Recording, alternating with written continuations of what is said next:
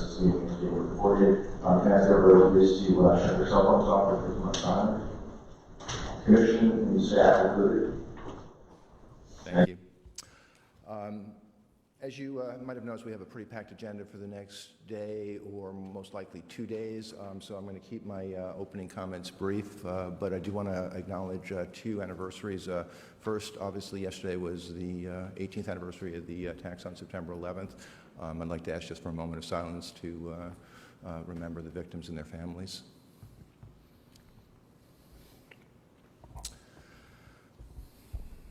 Thank you. Second, last week also was the second anniversary of the Cannabis Control Commission, which was appointed on September 1st of 2017. It is 2 years. I have to say it seems like a lot longer. I remember that I had a life before this, but I don't remember many of the details about that life. You know, I don't think there's any way that anybody could have anticipated what the last 2 years were going to be like. I know I certainly didn't anticipate it. And I can't say that it's been fun the entire time, and I won't say that it's been perfect, but I will say it's been the most rewarding 2 years of my entire professional career. I've said before that I'm very proud of the commission and what we've accomplished from a standing start, standing up a brand new industry, building a brand new agency. We all know that we have a lot of work to do, and we are totally committed to doing all the work necessary to make this industry work the way it was intended to and the way the citizens of the state wanted to. But I will put our track record to this point against any other state that is trying to accomplish the same thing that we have. Not that we've been perfect, and I know everybody in this room and a lot of people outside this room have strong opinions about what we could be doing differently and better, and most people are not shy about expressing those opinions. And first of all, I want to say thank you. Please continue to express your opinions, give us your feedback. It's the best way we're going to learn. We are committed to get this right, and today is a testament to me of our commitment to do so. We are going to, for the third time, reopen and change our regulations to reflect the feedback we've gotten from the public, to reflect the learnings that we've gotten as we've rolled out this industry. And I'm going to announce later on that we're going to do this again in the early part of 2020. So we are not perfect, and we haven't done it perfectly, but I'm proud of what we've done, and we are committed to continue to do it better and better and get it right. I mentioned that this was the most rewarding thing I've done in my long professional career, and it's rewarding for a number of reasons, not just that I'm proud of what we've done, but I wanted to acknowledge the team that we built from scratch. We now have 60 plus employees in an agency that didn't exist 2 years ago, and it's an extraordinary group of people. They're hardworking, they are committed, they are passionate, they are talented, and it's a great team. And shortly I'm going to announce 2 new members of that team and embarrass them publicly, so get ready, Genevieve. But the team is part of why this has been the most rewarding part of my career. But I also wanted to say it's also rewarding because of our executive director. I mean, I think everybody that's in the commission, I know everybody in the commission, but certainly I think even those of you in the room that have been following us know that we would not be here were it not for Sean and his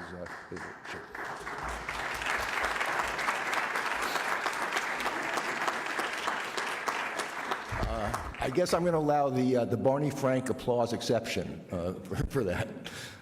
You know, Sean, I've worked with a bunch of extraordinary people in my life, and I'm grateful for that.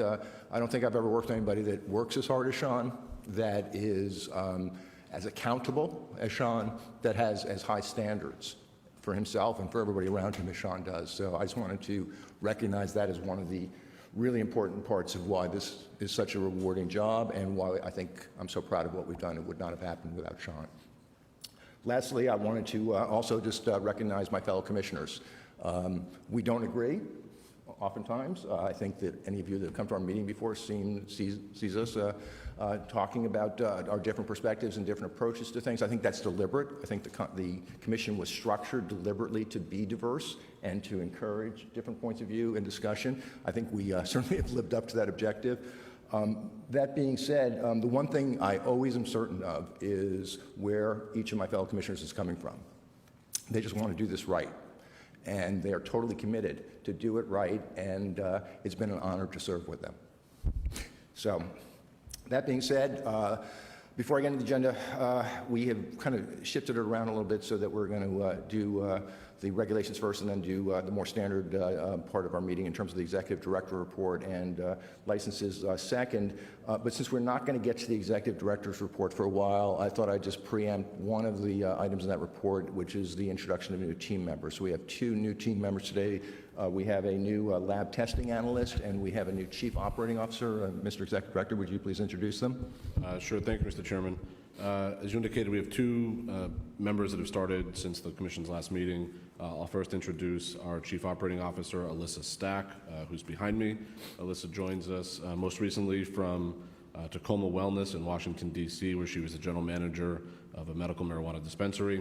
Prior to that, she served a number of years in the Department of Defense in various roles, including as the Director of Personnel Accounting Consolidation Task Force, Principal Director of War Missing Persons Affairs Office, and the Principal Director leading a task force on business stability and operations in Afghanistan.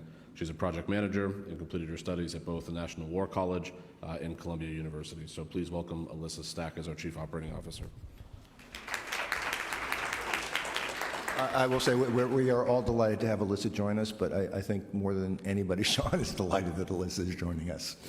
That is correct. Also delighted to have him joining us is Genevieve Hall-Frisson.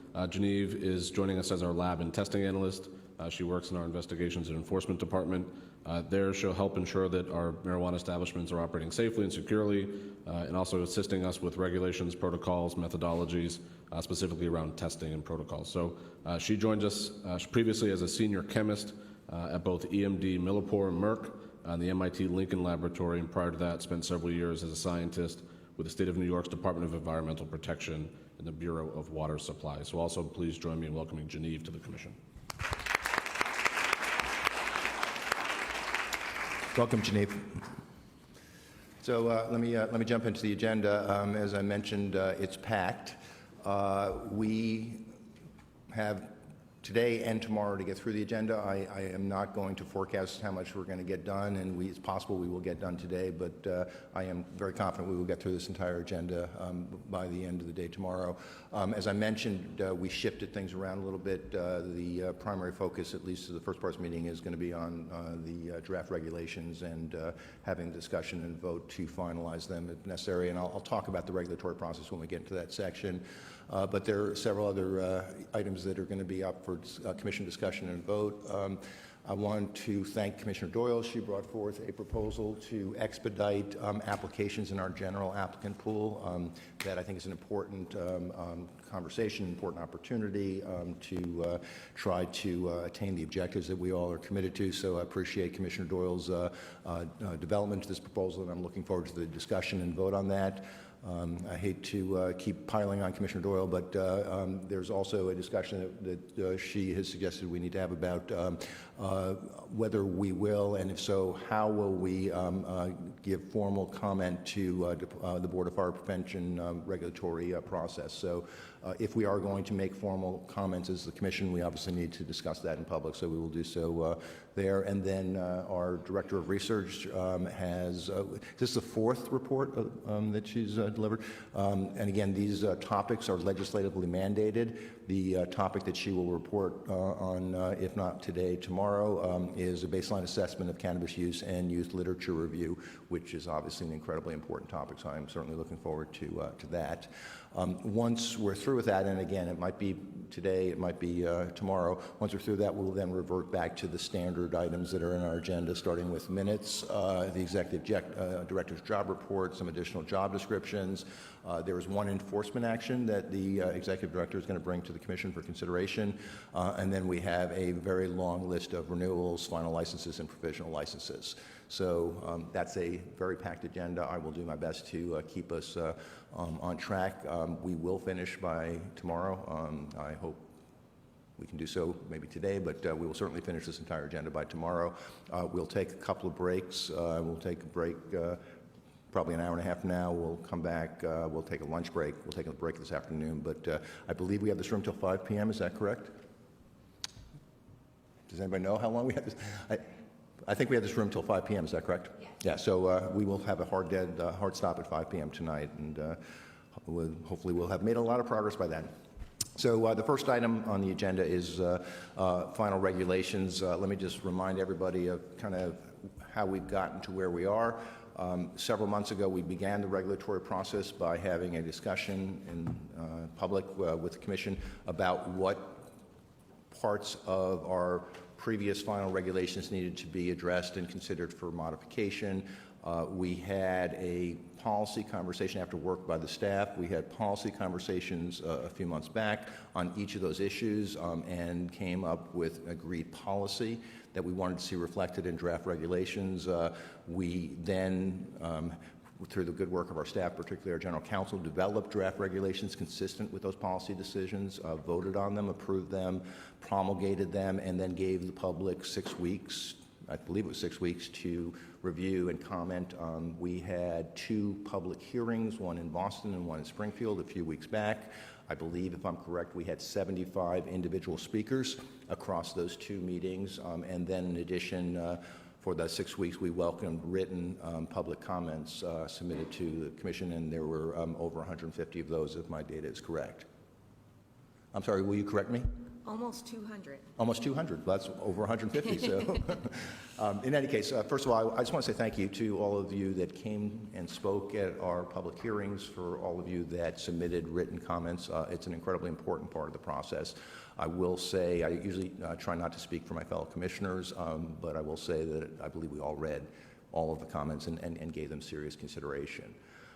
Based upon that, we have made some changes to our draft regulations based upon those comments, and that's what we're going to review today. The process has been the staff working sometimes on their own, occasionally with one commissioner and occasionally with 2 commissioners, never with more than 2 commissioners, in case the Attorney General's office is listening, and have tried to modify the draft regulations consistent with what we heard and the feedback we got and our weighing of that feedback.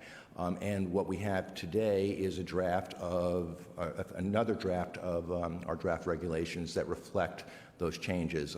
They have been circulated to the Commission, I believe it was end of day Monday, so hopefully we've all had time to digest, but there has been no conversation amongst the Commission as a whole about these, because we have to do so in public, which is what we're going to do this morning. I am going to try to keep the scope of this managed, because there are a number of issues that we have to discuss. We're going to go through section by section. First, the adult use regulations. Second, the medical regulations. And I'll ask the commissioners to raise issues as we go through each of those sections. I am going to ask the commissioners to keep their comments and suggestions or requests for change to those topics that were in our draft regulations that we gave the public a chance to comment on. There are other changes that we know we need to make, and we will do so, but for today, just to make sure that we honor the process, we need to make sure that we're only discussing things that the public has had a chance to comment on. We will have another round of regulatory involvement, if that's the right word, and we're trying to find the balance between, first of all, giving our staff a chance to catch its breath. Second, to implement the regulations that we are talking about and voting on in the next couple of days. And we also want to make sure that while we are committed to evolve our regulations as necessary based upon our learnings as how the industry evolves, as well as the input we're getting, we don't want to send a message to the industry that we're going to be changing regulations, every month. So we've tried to find the balance. The schedule that we have agreed upon is that we will start the next regulatory review process in January of 2020, and it's going to take probably 4 months to do the policy discussions, the draft regulations, the public comment, and then the final. That's the timeline. The staff, particularly our general counsel, has already been assembling a list of topics for that next regulatory review, and she will continue to refine that over the next couple of weeks. At our next meeting in October, we will review and approve that list, and so we'll have a clear set of issues that we will be working on for our January 2020 regulatory process. I think that's it. Again, I really would like, as much as possible, to ensure that everything that it needs to be discussed is discussed, but we keep it in scope of things that have been included in our draft regulations and that the public has had a chance to comment on. Any questions or comments from my fellow commissioners before we get started? Commissioner McBride?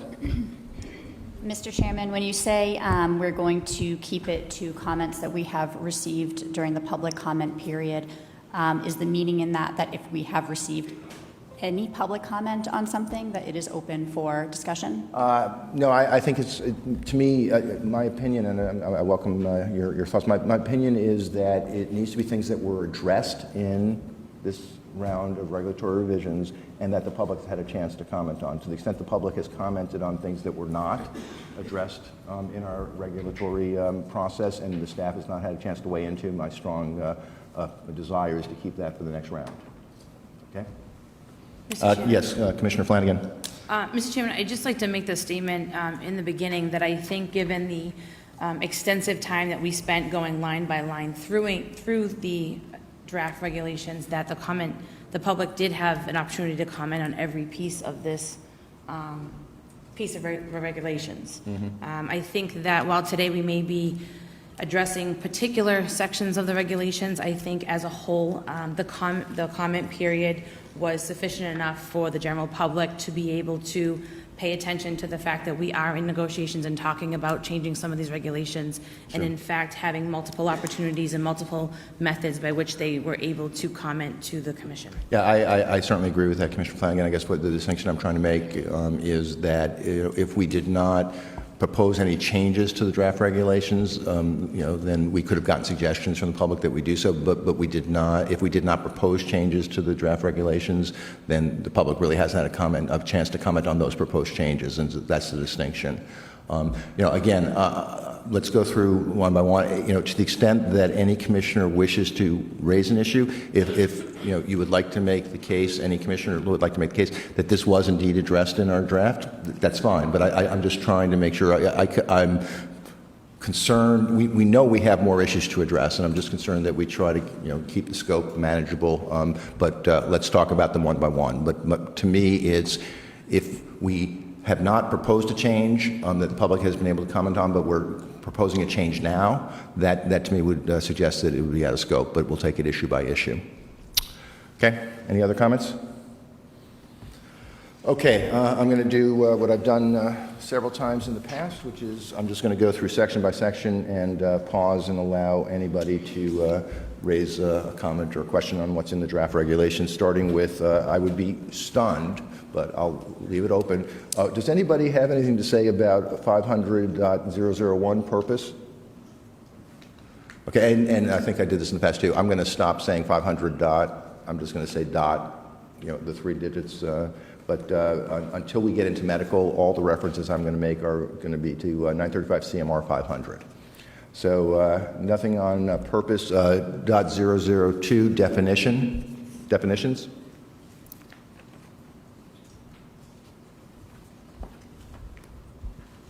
Yes. Yes, Commissioner Tuttle? Can you, I'm sorry, this doesn't have sections, but go ahead. Sorry, did you say go ahead? No, just go ahead, just if you could just tell us where you're referring. Okay, and we are on adult use, right? We're on 500 adult use, yes. Okay. We'll go into do the same process through the medical regulations afterwards. Okay.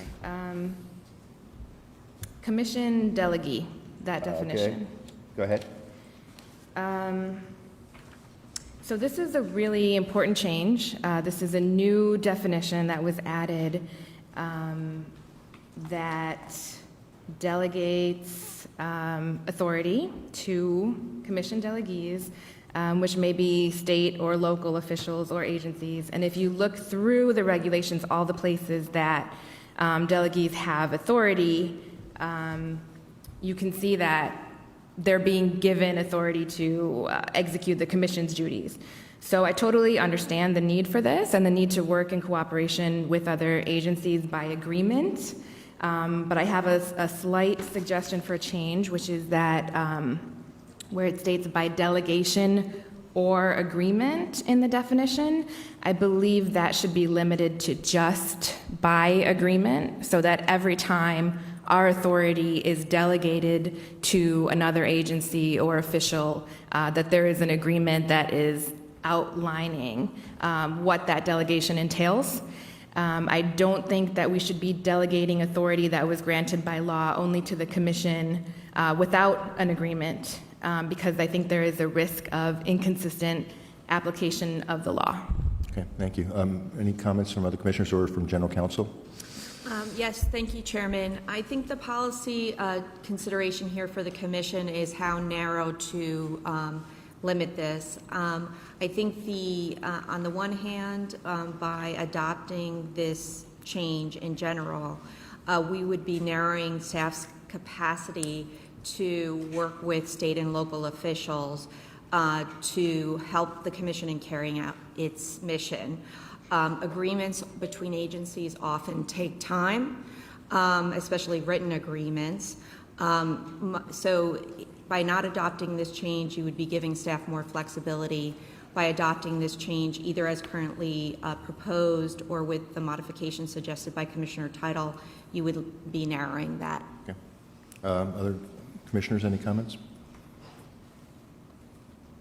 Are we comfortable with Commissioner Title's suggestion?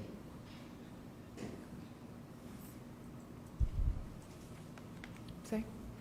Okay. Anything else on definition? Again, we're going to vote on the regulations as a whole. So unless we're talking about specific policy matters, we won't take votes along the way. But so let's keep going, Commissioner Title or anybody else. We're still on definitions. Are there any other comments? Just a moment.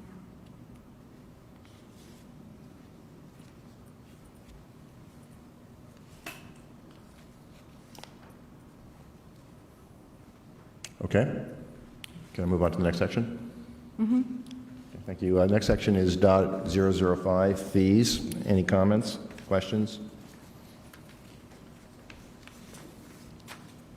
Commissioner McBride? I believe we need to include a fee for delivery endorsement, which is something that we'll be So can we talking about later. defer that and we'll come back once we've had the conversation about endorsement? Sure. I would just like to note that we do I need will to note include that and a I'll fee. make sure that we come back and cover that.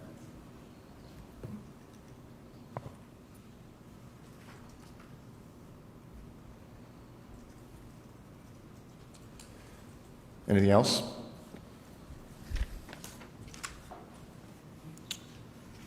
Okay, next section is .029, registration and conduct of laboratory agents. Any comments, questions?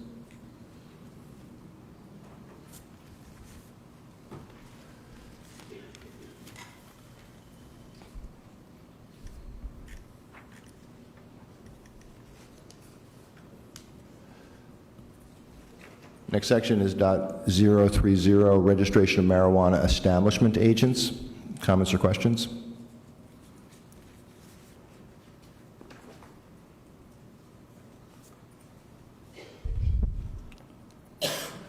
Next section is .031, denial of a marijuana establishment agent registration card.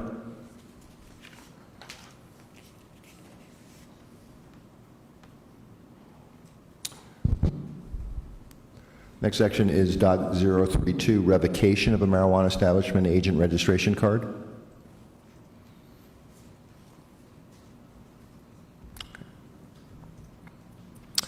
Next section is .033, void registration cards.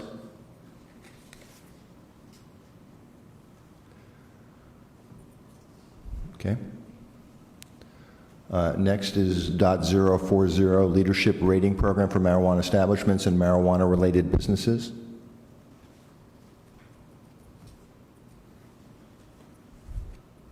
Okay. Next, .050, marijuana establishments. Did I skip something, Commissioner Doyle? No. Oh. Would you like to comment on something in section .050? I believe there is a discussion point in 050. Well, I'm going to, there's proposed language from General Counsel based upon discussion, so if you would like to talk about any of the proposed language, I'm not going to presuppose that we need to talk about any of this if people are comfortable with what's in the draft. Okay. So are there comments or questions on section .050?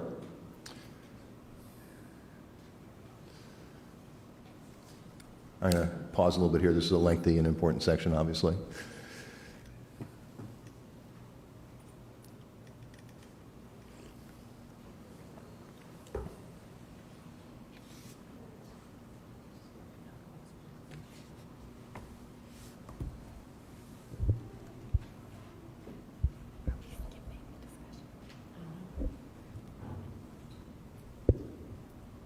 Commissioner Flanagan?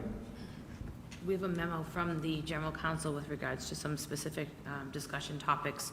Are we doing that as we go through this, or are we doing that after? No, I think we can go do it as we're going through this. But again, to the extent that nobody has an issue with what's in the draft, then we don't need to have a conversation. If, she's raised issues that she thought we might need a conversation about, but I'm going to let each of the commissioners, decide if they're not comfortable with what's in the draft to raise something. If they are comfortable, there's no, as I said, I don't think there's a requirement to discuss it.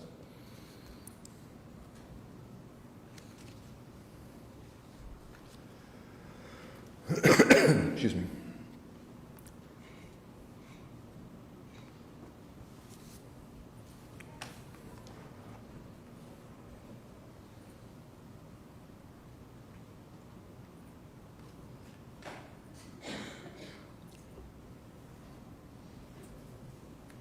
Again, I'll get some time on this.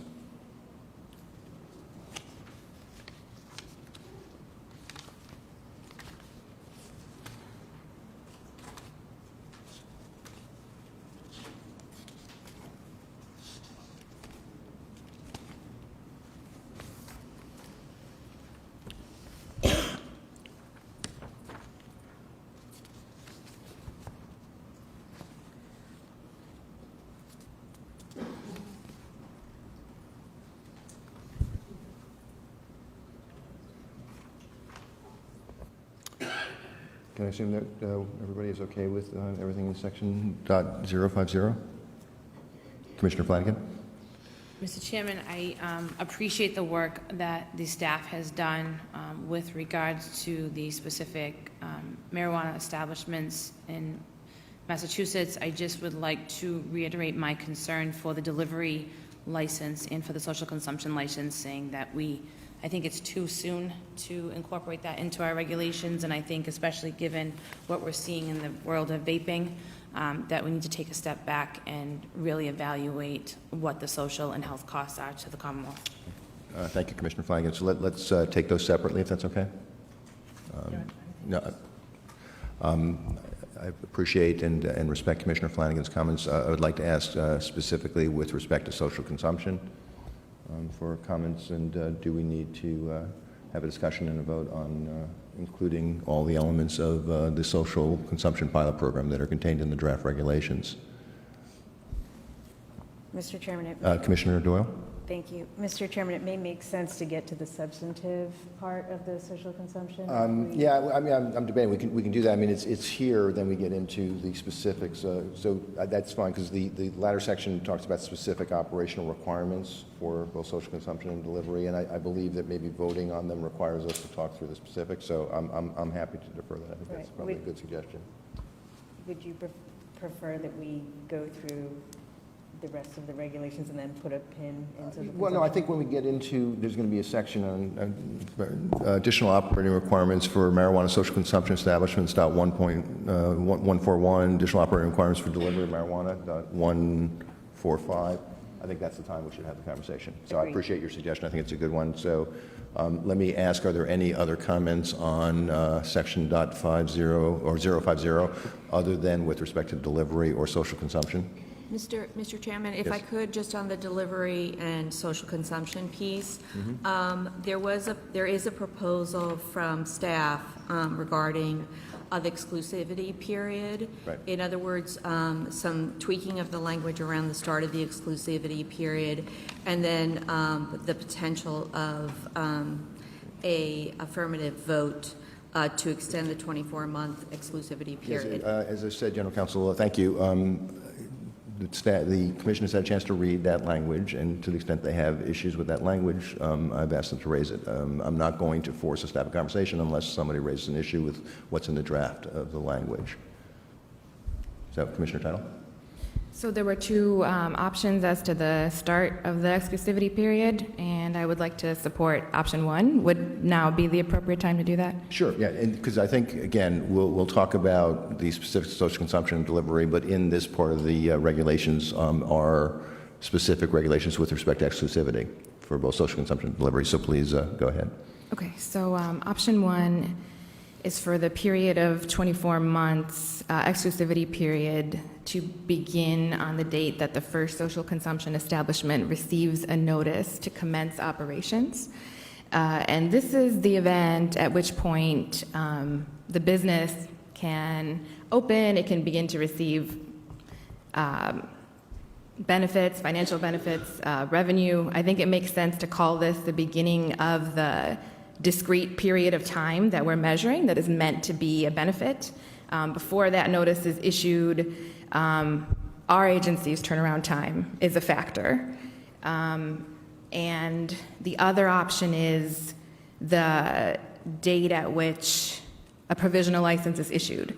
So I asked the staff to determine the average amount of time that passes between option two and option one. And it was 5 to 7 months at this time. So that is obviously a very big chunk, about a quarter of the exclusivity period being proposed. So I don't think we should be including that 5 to 7 months in the period.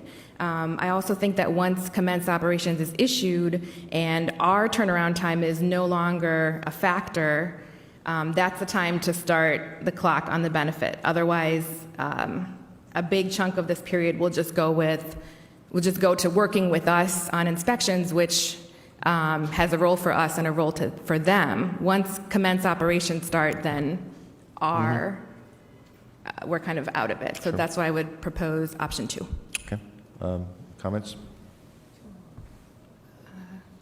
One, thank you, option one. Are there comments on Commissioner Title's suggestion? So just be explicit, pardon, Commissioner McBride?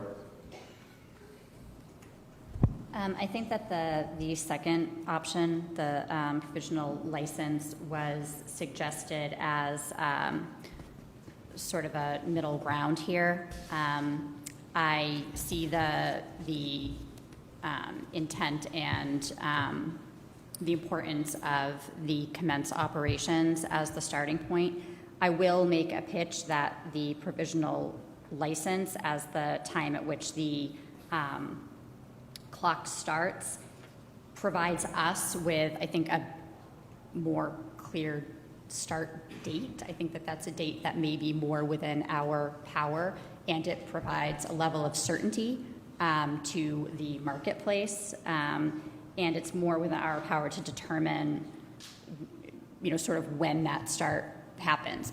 Beyond, once the provisional license is issued, our inspections division is working with the provisional licensee, but there are still elements of responsibility, certainly, on the provisional licensee, and not all of it, a lot of it is on the licensee at that point in time. So I would make a pitch for starting it at the point of issuance of provisional license, because I just think it gives us a clearer, more certain date to start that, and I think that that's important to provide certainty in the market. Okay, thank you. Commissioner Doyle? You guys, are you bereft of a microphone? Can we get another microphone? So No, you're that, not bereft. One's fine. Yeah. well, I don't want either of you to feel like, we don't want to hear what you have to say. Okay. Commissioner Doyle? Thank you. At the risk of sounding like point counterpoint, the reason that I would actually argue for option one is traditionally what we've seen both in medical and in adult use is that after the provisional license is issued, folks have to go through the local process, which can take a great deal of time, and that's not at all a knock on the municipalities. It is that way for any industry. So local permitting, by nature of many municipal boards being volunteer, people taking time, out of their lives to do this at night, often only once a month, will take some time.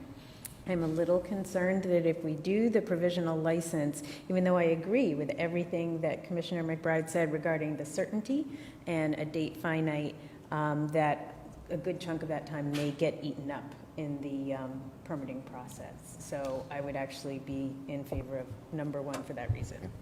Commissioner Langen, do you have anything to add on this? Then would I ask Commissioner Tittle, would you make a motion, please? Are there any other comments? I don't think so. That's why I asked you to make a motion. I think Okay. we've heard from anybody that wanted to make a comment here. Okay. Okay. I move to accept option 1 in the memo to commissioners. Thank you. Can I have a second, please? Second. Let the record show Commissioner Tittle made the motion to approve, seconded by Commissioner Doyle. All in favor? Nay. Let the record show the motion carried by a vote of 4 in favor. Commissioners Tittle, Flanagan, Hoffman, and Doyle, with Commissioner McBride voting nay. Thank you. So that we will incorporate section 1 or option 1 into the draft that we will ultimately vote on. Any other comments on, and I presume that we're talking about, I just make clarification, we're talking about exclusivity for both delivery and social consumption. Yes. I was asking Commissioner Tittle, but thank you. Yes. Commissioner Tittle, your comments were reflecting both delivery and social consumption, is that correct? Yes. Thank you. Anything else in section .050? One clarification, please. I'm sorry, Commissioner Tittle? One clarification. Sure. What can you just give us a reference, please? Yes, so it's actually the same section in the memo under extension of exclusivity period. Yes. So there's a change that would require for an extension for the commissioners to affirmatively vote to extend the period by a period of 12 months Yes. after the first 24-month period. So I am fine with this, but I just want to make sure we're all understanding it the same way, which would be at the end of that 12 months, the evaluation process would repeat. I must say, I'm sorry, I'm not following what you're suggesting. Please try again. I apologize. Okay, so the exclusivity period is 24 months. Under the regulations, as that 24-month mark approaches, there's an evaluation of whether the exclusivity period's goals have been met. Mm-hmm. And at the end of the 24 months, the commissioners can affirmatively vote to extend that period by 12 months. Right. So I just want to make sure that we're all understanding that as if the commission does so, as that second period of 12 months starts to end, that the evaluation process would then take place again in the same way. Commissioner McBride? Or Commissioner, I'm sorry. Oh, you got your own microphone. How good. Commissioner Doyle. Sorry, this is actually a question. I'm not seeing the 12 months in the text. I'm seeing a vote to extend the period of exclusivity, so I'm not sure if I'm looking at the right place, but I don't see the 12 months. I apologize, General Counsel, Commissioner. that should be 12 months. Is that correct? Yeah, so in the memo on delivery and social consumption, there is That's just language. a drafting issue. So it is intended that the commission could affirmatively extend by 12 months. That's what we're discussing and ultimately voting on. Commissioner McBride, do you have a comment? I'm sorry, anything else, Commissioner Doyle? Nope, it was just a question. Commissioner McBride? I would like to suggest that at the end of, that the extension be allowed for one 12-month period, and that be sort of the bookend of that exclusivity period, unless a future commission comes in and decides that they want to extend that. But I think, again, I'm trying to think about certainty. I'm trying to think about allowing for the entire market to plan and to be thinking ahead. And we're talking about 3 years. And granted, there is going to be a period of time where there's going to have to be sort of a running start to get our feet under us on this. I think that one 12-month extension is reasonable, and that then it really should be incumbent upon future commissions, people who are sitting in these seats who may be who some may still of be us us, and may may still be not us. be, right? But I do think that it's that makeup of that body, we need to give them the respect decision on this and whether they think it's appropriate to make that change. But for purposes of the market, I think that providing a bookend is reasonable. Thank you, Commissioner McBride. Other comments on this?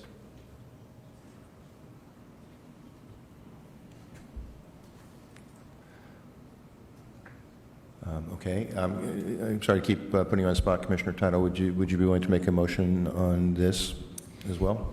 If I don't make a motion, Yes. is the default language what's in the draft or what's in the memo? I think that's the way we should operate for the entirety of the day, that the default is what's in the draft. Not what's in the memo? Yeah, what's in the draft. Because ultimately what we're going to do is vote on the draft as amended by these conversations. So that's the default.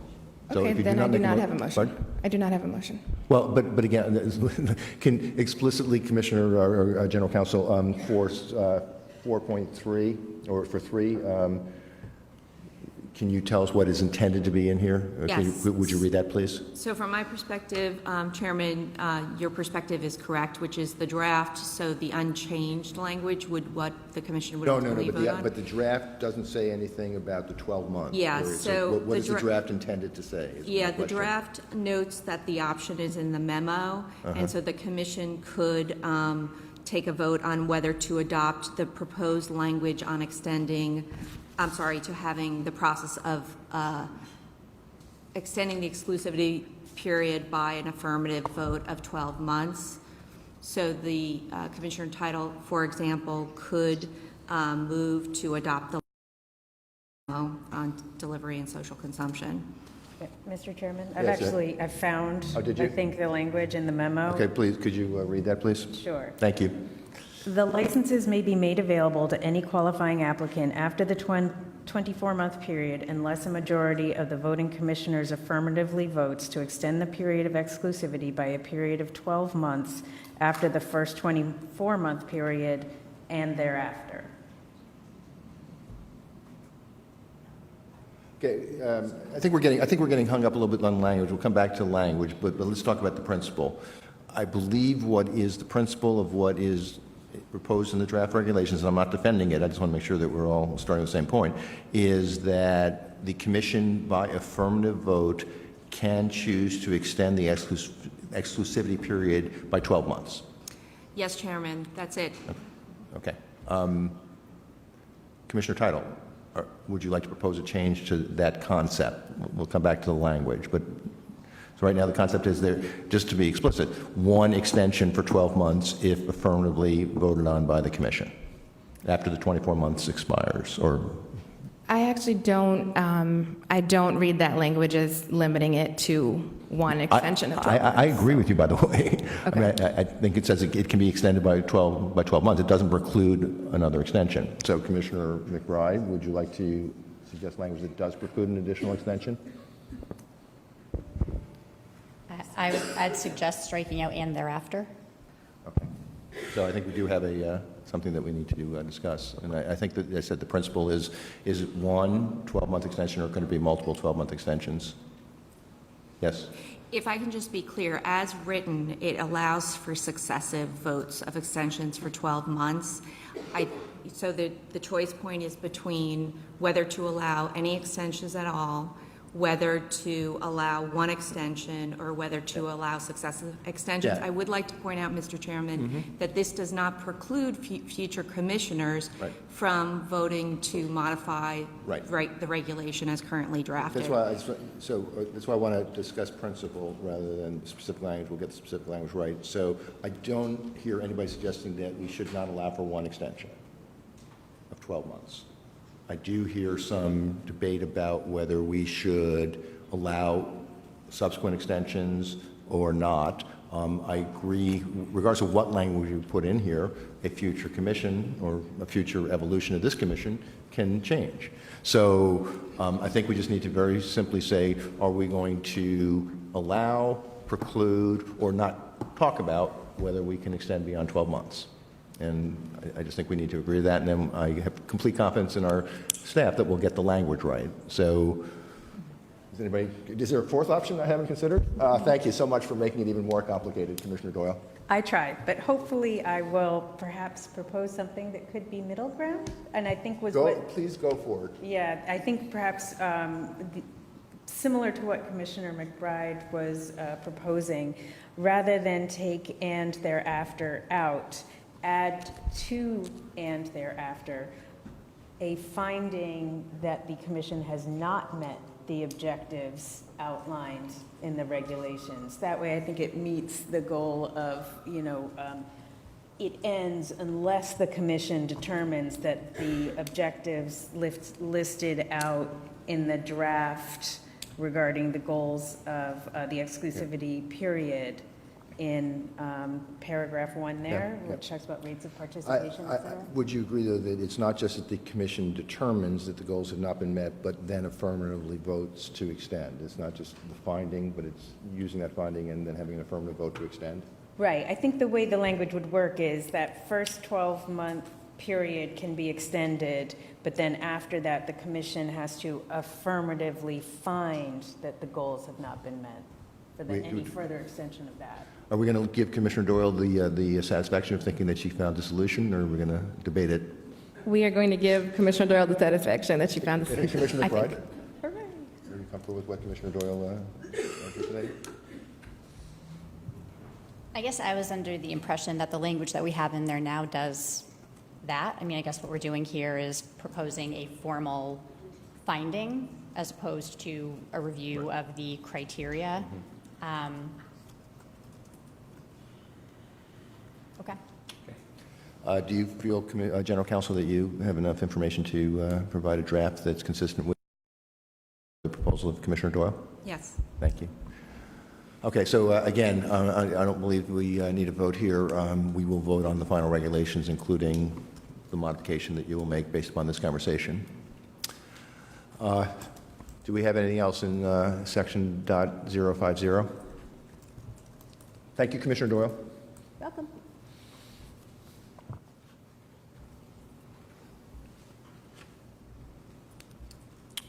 Okay, so we will discuss and, if necessary, vote on both social consumption and delivery when we get to the sections about the additional operating requirements for both of those categories of licenses. So, and if necessary, and if we decide for some reason not to include one or the other, we'll come back and obviously make the modifications to this section as appropriate. So I'm going to move on, if that's okay. Next is .100, application for licensing of marijuana establishments. Any comments or questions? I'm sorry, let's go to .101, application requirements.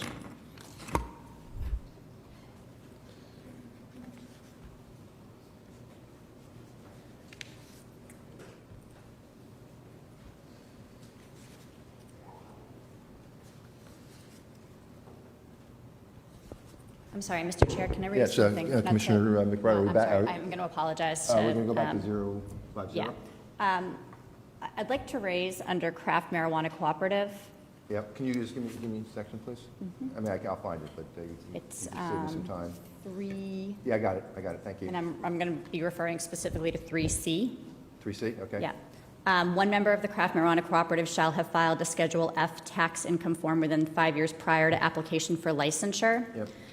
We did receive some comment that this may be too constraining, particularly, I think, for some members or would-be members of cooperatives that, by virtue of, I think, the nature of this type of crop, maybe would not have had an opportunity to file a Schedule F in the preceding 5 years, and maybe trying to couple with an existing farmer and leasing space from them. I would like to make a modification to this, or suggest a modification to this, that would allow for it to be that a member of the craft marijuana cooperative shall have filed a Schedule F or shall have a lease agreement with an entity that has filed a Schedule F within the preceding 5 years. And it's really to provide for those allowances in those circumstances where there is, an attempt to have a partnership here, there's an attempt to move forward with trying to create, some collaborative relationships. And so I imagine that some members of the commission might have some feedback on this, but I would like to put that out there and make that suggestion. So it's hard to argue with your point. I do want to again go back to my opening comments, which is just to try to manage scope. Do you feel that this is something that since we did not propose this modification, is something we should consider now or in the next round of regulations? I can appreciate that it may be viewed to be beyond the scope because I asked the question about what we received feedback on. Right. I would like for it to be considered, but if the chair makes the decision that it's beyond the scope, then I can understand that. Okay, thank you. I'm going to, if I could, I'm going to defer. One of the things, the reason I want to do is I want to make sure that we're not just expanding. So I'm going to make a note to that before we finalize and vote. We'll come back to it. Is that all right? Okay. Thank you. Anything else in .50? Or 050, excuse me. Then I think we had moved on to .101, which is application requirements, and I don't think I heard any issues on that section. Is that correct? Then I'd like to move on to .102, action on applications. Are there comments or questions or suggestions? I have one. Pardon? Commissioner Tuttle? One. Yeah. Can you give us a reference, please? It's under renewals F, the requirement to submit records of the cost to cities and towns. Page 49 or 50. 50. Yeah, we're not, respectfully, we're just not there yet. We're still on 102, action on application. I just want to make sure there's nothing there. You're in .103. 103, okay, sorry. So anything on .102?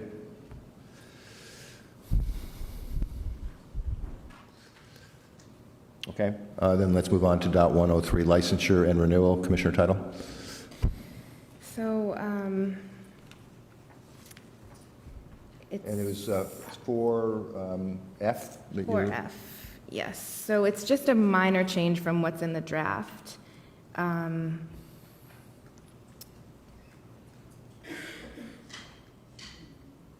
I can't see my tracking from what's in the draft. Can I look at your...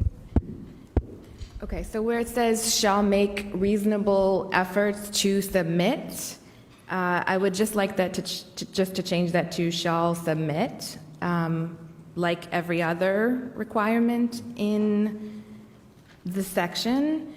And then also just adding two things to the documentation that they're submitting. And one is the date that the request was made to the municipality. And the other is that if you look at the last sentence where it states, in accordance with MGL Chapter 94G 3D, any cost to a city or town shall be documented and considered a public record, should have that sentence in it so that when the request is made, it's clear that it's a public record that's being requested. So I'll read then with those changes what I'm proposing. Before you do that, Sure. Okay, go ahead. I'm sorry. Okay, so a marijuana establishment shall submit as a component of the renewal application documentation that the establishment requested from its host community the records of any cost to a city or town reasonably related to the operation of the establishment, the city or town's anticipated and actual expenses resulting from the operation of the establishment in its community. The applicant shall provide a copy of the electronic or written request, which should include the date of the request, so that part was added, and either the substantive response received or an attestation that no response was received from the city or town. And then just these next 4 words are changed. The request should state that, in accordance with MGL Chapter 94G, 3D, any cost to a city or town imposed by the operation of a marijuana shall be documented and considered a public record. Thank you, Commissioner Nato. Commissioner Towle, are there comments? I have one, but I'll defer to my fellow commissioners. I think, my opinion, and we heard a fair amount of feedback about this, my opinion is I think there's a little bit of an internal contradiction in what you just said, which is that you've changed good faith or what a reasonable effort to actually submit, but then at the end you leave them out to say, well, we asked and we didn't get it. So that seems to me a contradiction, because how can they submit it if they don't get it? And to me, the language you just put in, which is about when you made the request, what the response was, if any, from the city, to me shows good faith effort. And I think requiring someone to submit something that they can't do themselves, that they depend on somebody else, in this case the town or city, that just seems contradictory to me. So the first draft, I'll take full responsibility for that. We got a lot of feedback saying it's not fair, asking them to submit this information that they may not have. So I totally understand. But the way that I'm proposing, it's not a contradiction, because it's asking them to submit either the documentation and the response, or, if I can just finish, or documentation that they made the request but then didn't receive a response. I didn't hear the either. With the either, I'm fine. Okay. Did anybody else have a comment or question about that? So as long as the ultimate language makes it clear that it's either, I would support that completely. So can we move on? General Counsel, you got that? Yes. Thank you. We're still in .103, licensure and renewal. Any other comments?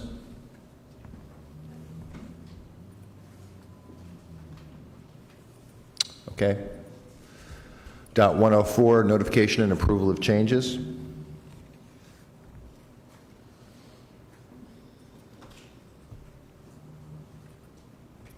Okay, thank you. .105, general operational requirements for marijuana establishments. Mr. Chairman. Commissioner Flanagan. Mr. Chairman, I'd specifically like to address Section 4, the marketing and advertising requirements under 500.105. And specifically... Just give me a second, please, Commissioner Flanagan. Go ahead. Specifically, what I'd like to address is the permitted practices versus the prohibited practices of marijuana establishments, and consider the opportunity to allow them to use their branded name and logo in certain advertisements, and ease up on some of the restrictions that we have set forth in the draft. Once again, Commissioner Flanagan, I appreciate what you're addressing, and I think it's an important issue. In the criteria that I'm trying to use to control scope, is this something you feel like was included in the draft and that the public has had a chance to address, or is it something that we should defer till the next round of regulations? If I'd have permission to make a personal statement, please, Mr. Chairman. Please. Mr. Chairman, with all due respect, I do think the public has had an opportunity to provide comment to the Cannabis Control Commission, given the advertising, marketing, and branding requirements set forth in 500.105. I think given the fact that Commissioner Title had made a request to change one of the prohibited practices with respect to billboards, really opens up this line item or this section of the regulations for the general public to actually pay attention to. Having said that, I do understand that my fellow commissioners haven't been given the ample opportunity to maybe consider some changes So I'm willing to put it off to the next set of regulatory conversations. However, I think that we need to have a serious conversation, given the fact that we have establishments that are in Massachusetts that are currently operating, and we have an enforcement division who constantly gets questions about what these establishments are permitted or not permitted to do. I think it's important to note that we have had some instances here in Massachusetts, the DOT highway signs, the billboards, the Twitter feeds, that companies are engaging in marketing. And while I understand that there is a limited opportunity for them to engage in such marketing, I think we need to find a balance between the opportunity to conduct business in Massachusetts, but at the same time, to take a look at what those social and health effects would be given to minors and families, and also those who suffer from substance use disorders. So I'm hoping that this is going to be a focal point of our next set of regulatory conversations, and I think that we can work with staff and enforcement to really come up with some language that might be that compromise. And so I'm asking the general public to be put on notice that we're going to talk about that further. Thank you, Commissioner Flanagan. First of all, I really appreciate your flexibility and your help in terms of managing the agenda here, so thank you very much. I do make a commitment that we will get into the subject, as you know from our one-on-one conversations. I also think that there's some changes we need to make here, so I absolutely am committed to getting that on the agenda for the next round of regulatory reviews, your issues, but hopefully a broader discussion about marketing. So thank you for that. My question to you, Commissioner Flanagan, and frankly to staff as well, is the issue about our enforcement, the challenges that our enforcement team is facing around this, is that something that we could address through guidance in the interim? I don't believe so. I think really it's interpretation, and I think that... Well, but doesn't guidance help with interpretation? But given the way that the wording is drafted in the regulations thus far, I think the interpretation is so broad that enforcement's having a difficult time, unless Patrick wants to tell me that I'm wrong, enforcing what we say versus what's required. So I'd be interested in General Counsel and Enforcement Counsel on this. Either one of you are comfortable commenting?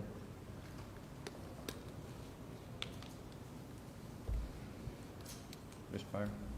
Fire? So certainly the issues that Commissioner Flanagan identified are some of the aspects of the current marketing regulations that do pose a need for some further clarity. We can certainly, enforcement certainly can work with staff and the executive director in identifying any opportunities for guidance and also providing some clarification on what may need to change in the future in terms of the types of advertising, and maybe can certainly get further into that. Thank you. General Counsel, any comments? I agree with Enforcement Counsel that there's certainly opportunities here to draft guidance. These provisions in particular are written pretty broadly. Right.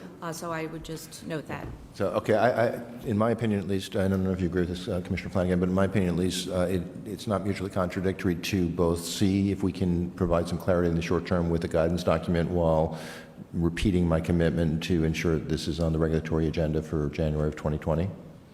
Mr. Chairman, with all due respect, I don't think that, while I appreciate the work of staff to do the guidance, I think we really need to promulgate it in the regulations to ensure that there are parameters around what we're looking to have done. Completely agree. I think too often people look to guidances as sort of what the end-all be-all is, when in reality the regulations is what we need to enforce, not the guidance. No, I'm not disagreeing at all. I'm sorry, I didn't mean to No, so my interrupt. preference would be not to do the guidance, but to actually change the regulations.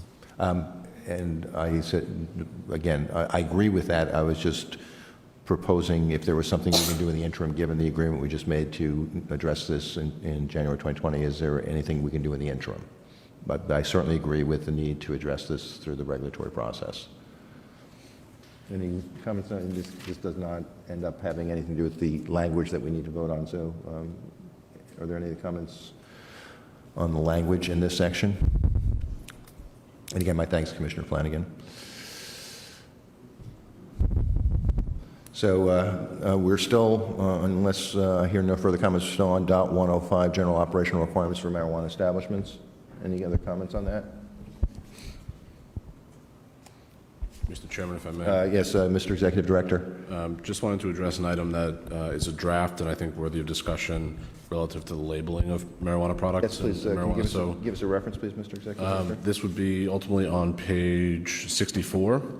And again, it's relative to labeling and a disclosure of ingredients that may be included within a marijuana product, specifically. You're talking about 6? This is number 6, correct? Thank you. Go ahead.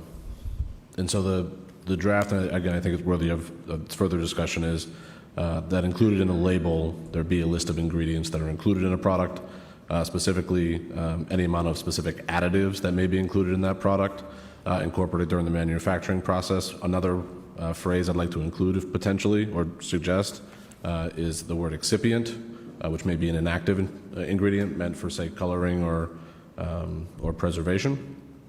So just a discussion. Also, there's a reference in here to terpenes as well. So trying to get further disclosure for patients and consumers if there's a product that's manufactured with any additive or, again, an inactive ingredient meant for, again, preservation or coloring. Any comments or questions for the Executive Director? Commissioner Flanagan? I agree with the Executive Director that we need to add this list of ingredients in the products. I think given what's happening with the issue surrounding vaping, there's a lot of concern. And while I stand by the statement that while the industry says that vaping is safer than smoking, it never said it was safe. And so people need to really be aware of what's in that product, especially given the additives. Nothing but actual food products taste like food products, such as strawberry and the like. And I think that this just gives us, one, a layer of protection to tell people what's in the product, but also it gives the consumer an added layer of information to understand what they're ingesting into their bodies. Thank you, Commissioner Flanagan. Any other comments? I hope, yes, Commissioner Tuttle. I have a suggested edit. Would now be the Please. time? Just wanted to suggest adding before specific terpenes the words thickening agents or. Okay, thank you. Yeah, for any other comments? I have said a few times that I'm trying to manage scope here, and that you know, I want to limit this to things that we have raised with the public, or at least given them the comment, an opportunity to comment on. This one is such an important issue from a public health standpoint that I will violate that norm and suggest this is something absolutely we should consider. Is there any objection to including the language that the Executive Director proposed with the modifications suggested by Commissioner Tuttle? Are there any objections to that? Okay, then why don't I ask for a motion, please, to approve the language that the Executive Director proposed, subject to the modifications suggested by Commissioner Tuttle. Can I have such a motion, please? So moved. Okay. I'm sorry, that was Commissioner. Okay, let the record show Commissioner Flanagan made the motion, seconded by Commissioner McBride. All in favor? Aye. Oh, okay. So let the record show the Commission unanimously approved the insertion of that language in the draft regulations. General Counsel, you have all the information you need to do so. Yes, thank you. Thank you very much, and thank you, Mr. Executive Director. Mr. Chairman? Yes, Commissioner Tuttle. I'm assuming the public has a big interest in wanting to know what Yes. this language is. Could we either read it out loud now or release it after the meeting? Yeah, why don't we let's give ourselves a chance to just get it right, and then we'll release it as you suggested. Maybe I could ask the Executive Director to talk more broadly, because this is part of a broader communication and public awareness effort that I think we need to undertake on this issue. Mr. Executive Director, would you just walk us through what's being planned and executed? Sure. Thank you, Mr. Chairman. As you can probably imagine, this is something we've taken very seriously as a commission. It's something that we do intend to work with our licensees to first identify the scope of, and then ultimately work to address potentially through future modifications to regulations. But also, again, I think the first step here is included in this draft of the regulations, which will at least allow a consumer or a patient to know what is in the product based on the list of ingredients, but also an operative word being that excipient or that thickening agent, where it may not be an active ingredient that is used or is included for other purposes, not just to Commissioner Flanagan's point of flavoring or other elements. So I think it's really an attempt to disclose to patients or to consumers what is actually in the product that they may be procuring. We're also working to develop a bulletin for licensees, specifically medical marijuana treatment centers, as well as product manufacturers, also to retailers so they understand, they have a sense of what the Commission's doing, to also survey our licensees and understand what they're using in their products. We're also working, trying to collaborate with our labs to better understand their capabilities when it comes to testing and identifying these, whether it be active or inactive ingredients. So really trying to have, I think, a holistic approach to this to then bring back to the Commission some potential action items. Again, maybe perhaps not waiting so long as to the next regulatory round, but there may be some administrative actions that the Commission may consider. I'm more than willing to obviously consider on an agenda anything that is related to public health. So. And I should also mention, too, that we are looking forward to collaborating with other agencies, including the Department of Public Health, and very closely monitoring what other states are doing as well, and trying to collaborate as best as possible, knowing that we don't know everything that other agencies may be working on, too. So trying to pull all of that together as best we can. Okay, so before we jump back into, thank you very much, Mr. Executive Director. Before we jump back into the regulations, are there any questions or comments on this topic? Commissioner Flanagan? Mr. Chairman, I just want to thank the Executive Director and the staff with the work that they've done on this, given the immediacy of it, and also it really goes to show that they're able to pivot and really address issues that come to the forefront of in Massachusetts, given the public health concerns that we have. Understanding that there are multiple agencies that are probably going to take action individually on this in this area, I think it's important that our staff is able to partner with our sister agencies here in Massachusetts, not only to ensure that we have regulations that are up to date, but also to protect the public health of the Commonwealth. Okay. Thanks very much, Commissioner Flanagan. Any other comments or questions? Commissioner McBride? I was really gratified to see that the Department of Public Health issued the order yesterday that any illnesses be reported. I'm going to presume that the Department of Public Health is going to share that information with us, because obviously it's really important to our mission that we are identifying if there is any overlap with our regulated entities, that we are also addressing that. So I'm really looking forward to that partnership with that agency, because I think it's going to be really critical to making sure that both of us are doing our jobs really well. Thank you, Commissioner McBride. Any other comments? Okay. Again, I just want to echo my appreciation for the leadership of the Executive Director and the staff on this issue. We are still on DOT 105, which is general operational requirements for marijuana establishments. Is there anything else?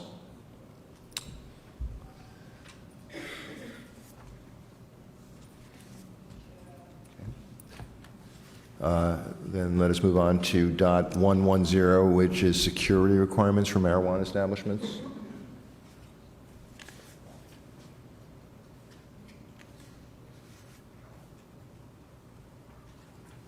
Anything in this section? Commissioner McBride, please give us a reference. I am looking at the buffer zone Okay. section, which is 1103. It is on page 80. Go ahead. I just wanted to, we have two options that are on the table here. These were presented, I believe, by General Counsel in conjunction with licensing and enforcement. So I just wanted to hear a little bit more about the two options and what they do. So you're asking for some comments from, okay, who from our enforcement team would like to speak to this? Respond to Commissioner McBride's request? Mr. Bayer? This is with respect to the I think buffer zone. Commissioner, well, I'm not going to speak for Commissioner McBride. I thought she was asking you to go through the alternatives and the pros and cons. Yeah, we have two options that have to do with the buffer zone, and I believe the way that we are measuring in the buffer zone. So I would just like to hear from whoever provided this language, where the language came from, and the General purpose of the Counsel? language. Let's figure out who the right person to Yes, respond Chairman, is. I can field that question. Then please, General Counsel, go ahead. There was some comment received that the buffer zone, as drafted, made it difficult for certain applicants or persons seeking to file an application, that made it hard for them to find appropriate parcels. This language basically modifies it, or one option modifies it so that licensing and enforcement could now measure up to the school building as opposed to the property line. So that's one option. The other option addresses whether that measurement could be made rather than in a straight line, but by odometric distance or odometric measurement, which would be more along the lines of roadways or sidewalks. So instead of a straight line, it would be along whatever the roadway would be. So those are the two options before the commission. I would note that there is a statute on point here. Sorry, say that again, please. I'm sorry, there's a statutory provision here. And so my personal opinion is that the version that supports the straight line is more consistent with the statute. Okay. Thank you. Commissioner McBride, do you have any other questions? I don't have any other questions other than who's making the request here? I mean, what are the, can we have some discussion because? Sure, absolutely, absolutely. Okay. Yeah, I guess the genesis. What's the what's the genesis of this? Because, go ahead, Commissioner Title, was that you? Great. Yes. Would you care to speak to that? Yes. Thank you. This was my suggestion. It was based on comment that we got during a hearing. It may be out of the scope based on the standard we've been using, but I can explain it if. Yeah, why don't you go ahead and explain it? Okay. I think it might be. I'm going to ask you after you explain it to tell us whether you think it's in scope or not, given the rules we're trying to run by. But please explain the genesis. Okay, so at the hearing, either in Boston or Springfield, someone who was testifying asked us to consider interpreting the 500-foot buffer zone by autometric distance instead of as a straight line. And he said he thinks it's the one most helpful thing we could do to help economic empowerment applicants, which I understand based on how much of a barrier property is, and that this one interpretation of 500 feet is really the only control that we have over that. But it also made me think that when it comes to clarity, the way that most people measure is by using Google Maps or something that measures roads or sidewalks. I know of at least one pretty high-profile incident where a city determined that two parcels were more than 500 feet apart, and then it was determined later that they weren't. And I think it was probably because Google Maps is what they were using. Right. And then one of the local officials on the working group told me that they were trying to figure out how to measure it in a straight line, and she said they argued for hours. And so if cities are finding it hard to do it, then how can an applicant who is trying to find property be able to determine whether it meets that distance? Yeah, I think this is complicated. It's important and complicated. Would you care to make a case that we should consider it in this round, or because it does seem like outside of the bounds that we've tried to establish? But I'd be more than willing to listen to. If others have comments, Were you referring to Commissioner McBride? Commissioner McBride? I just have a couple of other questions. Before we get, keep going. On this subject of buffer zone, go ahead. Yeah, and this is without, I'm just trying to develop more. Sure. I guess, well, if you want to take the question as to whether we should be considering this now, I'm happy to consider this now. Okay. I mean, I think that it is relevant to the entire discussion that we've been having, but if we do decide we're going to consider it now, again, within the, chair's discretion, then I have just a couple of other kind of practical questions that I would ask. Okay, go ahead, please. So for licensing and enforcement,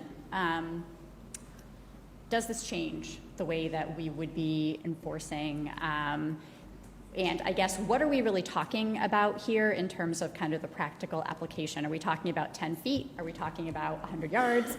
Do we have, a sense? I know that that's really a loaded question because it's very case specific.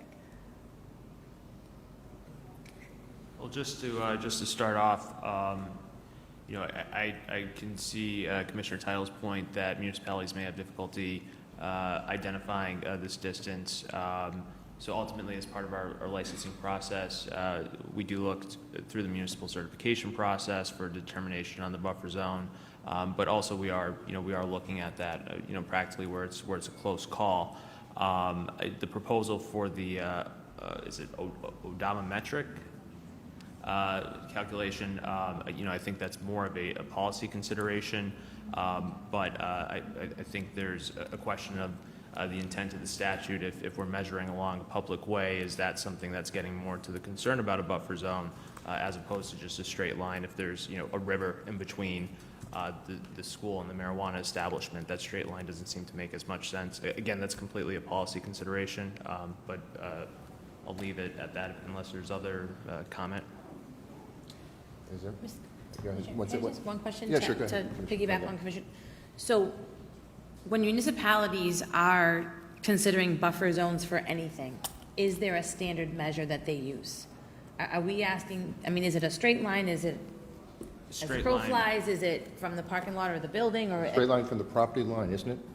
Isn't it currently defined as a straight line from the property line of the Correct. school or other place? So would this change, alter that, the way that they then would determine? Because, I think one of the big things for me is that we've been hearing for 2 years now, well, make us a legitimate industry, make us like everybody else, make it so that, we're on par with other businesses.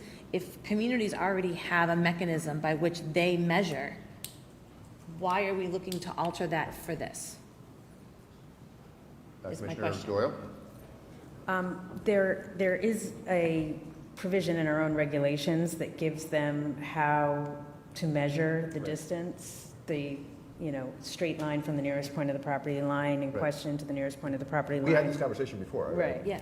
So I think we provided a method of measurement for them, and this would change that, and I don't know that we've given. Yeah, I'm gonna, if I could, just suggest, this is out of scope. This is an incredibly important topic. It's a complicated topic. Clearly, the commissioners have not had a chance to digest it. We haven't heard from staff explicitly. So I just am going to declare this, unless somebody wants to push back very hard, that it's out of scope. I will explicitly commit to it being in scope for our next round of regulations in January of 2020. Are there any objections to that? Commissioner from Title? I don't have an objection, but I just wanted to note that if a municipality wanted, I don't have an objection, but I just wanted to note that if a municipality wanted to interpret it that way, they are explicitly allowed to under the statute. Yeah. Okay. So I appreciate this issue being raised. I think it's a very important issue. I really do believe it's an incredibly complicated issue. I appreciate in advance the help of staff working through this for our next regulatory round, and let's move on. Actually, why don't I suggest, let's finish this section, which is security requirements for marijuana establishments, which is .110. And when we're done with that, I'm going to suggest we take a 10-minute break. So is there anything else in .110 that people wish to raise?